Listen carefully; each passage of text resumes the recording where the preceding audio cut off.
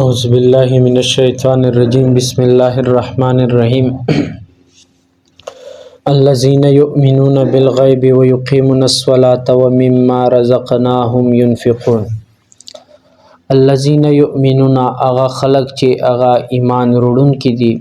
بالغیب غیب سره ويقيمون الصلاة اور منځ قیمون کې دي ومما رزقناهم ينفقون او چې موږ کوم رزق دی تیر کړه دا هغه خرج کوونکي دي. پرون موږ د پیله آیات مونته خبره کړې وه په دې کې اخري یو ټکه هدن للمتقین چې دا قرآن چې دا دی کې هېڅ شک شبه نشته ده دا د متقینو خلکو دپاره رهنمایي ذریعه دو هدایت ذریعه دو. بیا متقین څوک دي متقین څو درجې دي د متقینو هغې منته موږ مختصر خبره کړې وه. بهرحال خو د متقینو نیم صفات بیان کړي دي قرآن. لکه قرآن ډېر عجیبه ده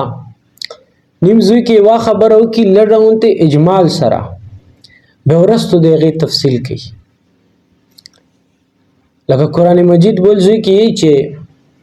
د آدم علیه السلام باره کې فرمایي چې فتلقى آدم من ربه کلمات چې آدم علیه السلام خپل رب ته کلمات ته ووی بیا رب معاف کړل توبه یې قبوله کړه. هغه زو کې صرف دومره خبره ده وروستو بیا هغې تفصیل بل زوی کې رغوله ده چې فقال لا اله الا انت سبحانك اني كنت من الظالمين چې بیا دا کلمات چې دا کوم دا څه داسې بیان کړل. نو دغه رنګې دلته کې متقین ټکر غلدا ورستو دلته کې صرف یو ټکر غو مخکې د دې صفات ذکر کی او تقوا چې وا تقوا ډېر عجیبه شایده او تقوا اصل شک شای چې دا تقوا ده ان اکرمکم عند الله اتقاکم الله یې چې توس کې مو په نسبت د اکرام ولا عزت احترام ولا هغه خلق دي چې هغه ډېر مونږ وډول شي ډېر توس کې تقوا داري.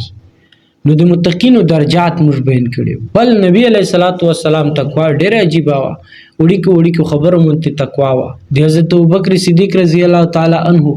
هغې تقوا هم په وړیکو خبرې وه. نو اوس که هغه مثالونه بیانو بیا خبره ډېره سترېږي. بهرحال نبی علیه السلام یوه ورځې چونکې داسې زمانه به وه چې د موږ غوندې خوراکونه به نو چې دوه درې ټیمه او بیا چې څو پرې خېټې باس نه یلي خوله باس نه یي. نبي علیه السلام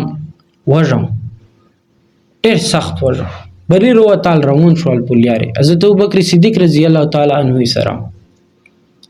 او دغه مهلسې شروع کړل چې زه خو ډېر سخت وژه یم او د خوراک شي مته حاجت ته چې زه چا وخورم. یوه خجیره یې موندله خجیره یې واخیستله ابوبکر صدیق رضی الله تعالی عنه ته یې فرمیل چې اوس دا خجیره دو ته ډېر زه چې وخورم مته حاجت هم ده خو لیکن مته پته نشته چې دا خجیره چې دو دا به صدقه وي که زکات وي چا نه به څرنګې پرېوتي. نو دې وجې نه زه نشه خوړله لیکن نبي صدقات او زکات دا هغې دپاره الله پاک طرف نه حلال نه وي نو هغه یې نه استعمالوي. دغه رنګې ابوبکر صدیق رضی الله تعالی عنه هغې ته به غلام المشوم شودې رړلې بیا به یې څښلې. یوه ورځ غلام شي ډېرې شودې ته وروړلې ابوبکر صدیق رضی الله تعالی عنه وڅښلې. چې ویې څښلې غلام نه یې پاته وکړله چې نور کله خو دومره شودې ته مو ته نه رړې نن ډېرې زیاتې وې دا ویلې. هغې ته ووې چې نور کله خو زه به زور نه شودې رړه دې ته وخولئ نن مو ته دا شودې بل چا وخوستې ډېر کړي دي چې بل چا څرنګې دې کړي ویې چې بی زمانه جاهلیت کې به یو سردار و او هغه چې ته لړم چې چلم بیا مو هغې منته منتر ویل چې کله مې منتر مې به ویل به مو شا بدلې کې وخوستال خو هغه سړي مو ته هېڅ شا رو نه کړی. نو اوس نن چې زه به ضرورت لونه هغه سردار چې کوم مو دم کړی و هغه منتر مې به ترې کړی و هغه مو سره ملاو شول او مو ته یې ډېرې زیاتې شودې روکړلې ویې چې دا شودې ته دې سره وخوله. نو هغه مو روړلې تو ته مې دیر کړلې ځکه دا ډېرې دي. نو کتابونو لیکلي دي چې حضرت ابوبکر صدیق رضی الله تعالی عنه د خپلې ګوتې د خولې ته یې نه کړې الټه یې وکړلې. غلام یې چې دومره الټه وکړې چې مو وویل چې د ابوبکر صدیق رضی الله عنه چې دا دینه وفات نشي نو نبی د ابوبکر صدیق رضی الله تعالی عنہ ته چې کله غلام شو دیر کړ شرندا ټیک وی چې غي خوستوي غي غلام تیر کړي وي غلام ته بل کاس غول بیا د غلام ملکیت وو خو لیکن د تقوا د مروا چې داسې نه چې د هغه منتر یلی چې هغه کې و شرکیه کلمات هغه کې و سیخي کلمې سیخي کلمې وو هغه کې نه وي نو دی وجنای هغه استعمال او بیا الټای وکړل نو دغه تقوا بهرحال دی متقین خبره قران صفات ویني چې پهلا صفت بداوی چې الذين يؤمنون بالغیب هغه خلق چې هغه ایمان وروړون کی وی په غیب منته یو غیب دا یو غایب دا غیب دا چې یو شاید موږ مخ نه دا اوس دا موږ نه غیب دا خو چې کله موږ دا وینو به دې غیب ختم شي غیب دا چې بس هغه همیشه غیب دا دیو جنا انبیاء سره د غیب علم نو علم الغیب صرف د الله ذات تا نو نبی سره د علم و نه رسول چې څومره رسولون رغولي دوسره ذکر نو 4.5 کتابونه رغولي ته ټولو دا خبره لیکلې نو نبی علیہ الصلوۃ والسلام یا انبیاء ته چې کومه پټه خبره پاته ولګیدله هغه بون الله رب العزت دی وی په ذریعہ سره انبیاء ته وی نو هغه غیب علم نو بلکې هغه د غیب خبر وو نو دی وجه نیم خلکی چې انبیاء سره د غیب خبره و نه دغه رنګي الذين يؤمنون بالغیب چې کوم خلق په غیب منتی ایمان لري موږ نه جنت لیدل دا نه مو جهنم لیدل دا نه مو فرشتي لیدل دي نه مو رسولون لیدل دي نه مو انبیاء لیدل دي او نه مو د الله جزاء او سزا هغه لیدل دي هیڅ شام نه لیدل په غیب منتی موږ ایمان وروړل نو دا ایمان چې دا ډېر معتبر ده خو لیکن خبره تلش کی پچا د چې سړی سوچ پکې موږ علما نیم بیان کی وی چې هغه عبد الله ابن مسعود رضی الله تعالی عنہ ولا ابن امامه نه روایت تا رضی الله عنه هغه بیانې چې نبی علیہ الصلوۃ والسلام صحابه کرام پاته وشولا چې دا بهتر دي نبی علیہ الصلوۃ والسلام ته وی چې نه مخکې داسې خلک راونده چې غوزلی دل نه په مو غیب ایمان وروړه دا روایت درې څلور دي لیکن د دې پر پهلا داس دا کوي چې موږ غیب منتی نبی علیہ الصلوۃ والسلام منتی ایمان لرو یا هر شامنو لیدلی مونږ دي د ایمان سره موږ د صحابه کرام د هغه مقام د هغه درجه نه کله هپوسنه شوتله چې د نبی علیہ الصلوۃ والسلام یا د نبی په صحبت کې یو صحابي ولدا یو منټ نه یو سکند نوستا د پورا دنیا اولیاء الله چې دي دا د هغه صحابي مقام ته نشي رسیدله او بل دا چې څنګه چې موږ په غیب منتی ایمان دا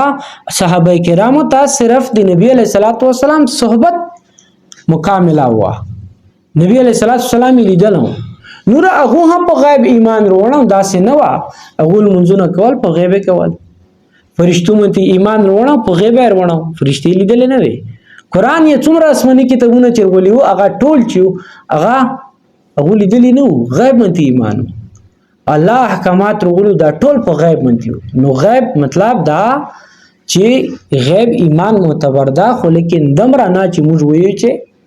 هغه روایت پیش کو چې نبی علیہ الصلوۃ والسلام ته چې تاسو خو مو صحابیون یې او د نور چې کوم غیب منتی چې زیلیدل نه په ایمان اړې هغه مو ورونه دي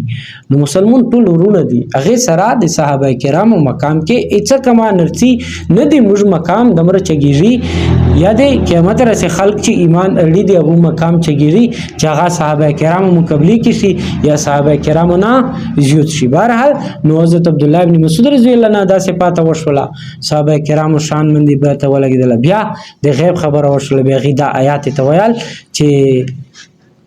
ذالک الف لام میم ذالک الكتاب لا ریب فیه هدى للمتقین الذين يؤمنون بالغیب چې هغه خلک چې په غیب منتي ایمان وروړي یو صفت دا چې په غیب ایمان لري وای منی تصدیق یو کی تصدیق دا چې ته چا خبره ومني او تصدیق دې تل شي تصدیقو بجميع ما جاء به رسول الله صلی الله علیه وسلم چې نبی علیہ الصلوۃ والسلام څومره چر وړي دي دا شزړه سره منل دا تشدا دا تصدیق ته دا ایمان ده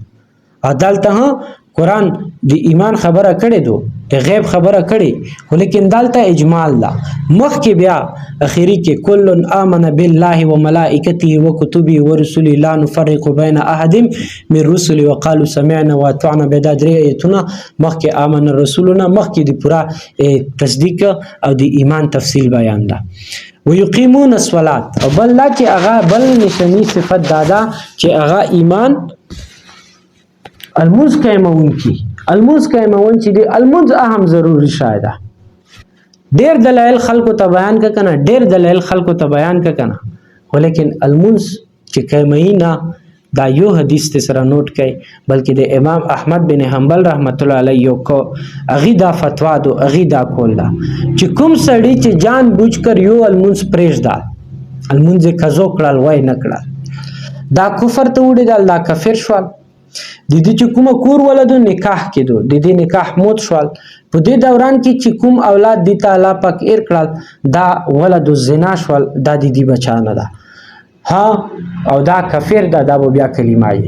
چې یو موسی جان بوج کر پرېږده. دا رنګ د نبی علیه الصلاۃ والسلام یو حدیث تا من ترک الصلاة متعمدا فقط کفر جهارا المعجم الاوسط کې دا روایت موجود ده. نبی علیه الصلاۃ والسلام فرمایي چې کوم سړی چې لمونځ پرېږدل متعمدا جان بوج کر فقط کفر جهارا دی ظاهرا کفر وکړه او بل المونځ قایمون دي المونځ سنت طریقې سره څومره آداب دي دا ټولو طریقې سره دې ته المونځ نشي چې د موږ چګیږو ټیټو بل دا دلایل نه صرف عقلی خبره کوم چې ګوره څومره عبادت چې ورغلي دي دا د جبرئیل علیه السلام واسطې سره ورغلي. قرآن کې د حج کوونې حکم ورغله جبرئیل علیه السلام واسطې سره ورغله ده. د روژې حکم ورغله ده جبرئیل علیه السلام واسطې سره ورغله وحی په ذریعه سره ورغله ده. صدقات زکات عبادت معاملات امانات اخلاقیات معاشرت معاشیات اقتصادیات امانات عادات وده قصص اخبار دا ټول چرغولي دادي جبرائیل علیه السلام واسطه سره غولي دي فرض شوی دي خو لیکن المنذ یو داسې اهم عبادت تا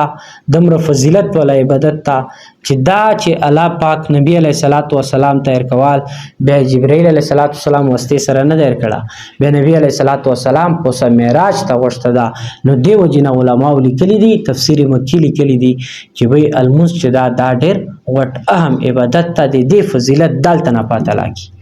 او المنذ فرض دا نن خلکو غب ډرامای نه جوړ کړي دو ولیکن دا سوچ نه وبسای دا خیال نه وبسای چې کوم سړی پنځه وخت المنذ نه کوي او دا په دې سوچ پروت چې الله پاک غفور رحیم دا دین اسون دا دین سوکا دا الله پاک غفور رحیم نه دا رحمان الرحیم دا خو دا فرض دا د فرض بری کې چې دلته دنیا کې پاتې کیږي یو ډیپټي چا ډیر کړه چې نه کای هغه دې سیدا د تی چې وځه دا غرنګ المنذ فرض دا د کې نه سوړه چلیږي نه غرم چلیږي نه ستړه چلیږي نه مسافری چلیږي چې څنګه دا فرض ده نو دې به پاتې کیږي نو بل صفت به داوي چې یقیمون الصلات دې به المنذ قائمون کی وي او مما رزقناهم ينفقون یم دا چې موږ کوم د رزق ورکړه دا هغه رزق په دې خرج کوون کی رزق نه مراد صرف مال او دولت نه ده رزق هر شاده هر نعمت رزق ده چاته الله پاک علم ورکړه دا د علم خلکو ته بیني بس دا دې صدقه خرج تو چاته الله پاک پیسې ورکړي دو پیسې دا خرج کی په غریبانو مسکینونو محتاج او د حلال یاري کې دا خرج شو چاته الله پاک طاقت ورکړه دا جسم ورکړه دا غیب جسم د چا خدمت کې استعمالي د چا بوج د چګي چا په چاري درسي دا څه شدا دای دی خدمت دا نو چې څومره قدرت دي ته ملويږي څه شدا د خلکو انسانيت خدمت کواشي بس دا خرج کوون دي. بهرحال نو صرف مال مراد نه دا یا صرف دولت مراد نه دا صرف علم مراد نه دا هر څه چې دا چې الله پاک نعمت او رزق الله ورکړه دا خرج کوي نو دا درې صفات بیان شول ان شاء الله تفصیل بیا چې تاسو کو واخر دعوانا ان الحمد لله رب العالمین